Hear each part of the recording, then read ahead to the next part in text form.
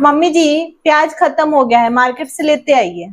और कुछ घटा है तो बता दो। मेरा पैर में दर्द हो गया है, बार बार नहीं जाएंगे। नहीं मम्मी जी, बस प्याज ही लेते आइए, वही घटा है। ठीक है, लेकर आ रहे हैं।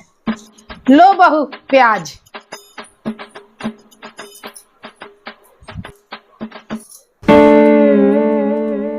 Oh shit!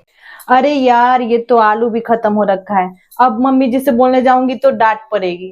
क्या करूं, क्या करूं? आइडिया। मम्मी जी, भालू। भालू? अरे मम्मी जी, मैं आलू बोल रही हूँ, आपको भालू सुनाई दे रहा है।